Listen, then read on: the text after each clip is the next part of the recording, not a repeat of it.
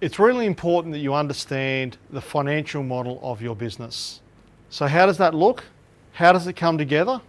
And we generally think about the business model on an annual basis. To understand this, let's look at a simplified profit and loss. So we start with our sales. Let's say they're $1 million for the year. We then look at it and say, okay, well, we're selling a product and that product's costing us 50% of what we sell it for. So therefore our cost of sales is going to be $500,000. And therefore our gross profit is going to be $500,000 as well, because we take the $500,000, which is our cost of sales, away from our sales of $1 million. Next, we've got to look at our overheads. Now the overheads could include things like administration costs, insurance, bank fees, motor vehicles, telephones, all of those expenses that it costs to run our business, rent of premises, administration wages. So we add all those expenses together and let's say that comes to $400,000. We then take the $400,000 away from our gross profit figure to work out our net profit figure of $100,000.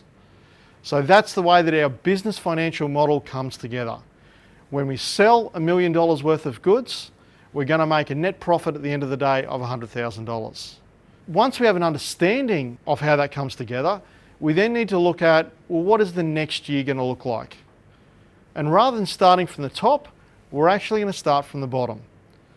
We look at it and say, well, next year, instead of making $100,000, I want to make $110,000. We look at our expenses and we go, well, with CPI and we're going to maybe employ a part-time person as well, our expenses are, instead of going to be $400,000, they're going to increase by 10% and they're going to be $440,000. That means that our gross profit then needs to be $550,000. Our margins are the same, so our cost of sales is half of what our sales will be. Therefore, our cost of sales is going to be $550,000, and therefore our sales are going to need to be $1.1 million to be able to make the profit that we're targeting of $110,000.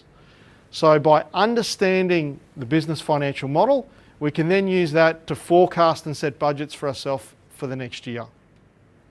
Thank you for watching this high-level video in our business improvement series. If you need any more information on what we've discussed here today, please head to our website.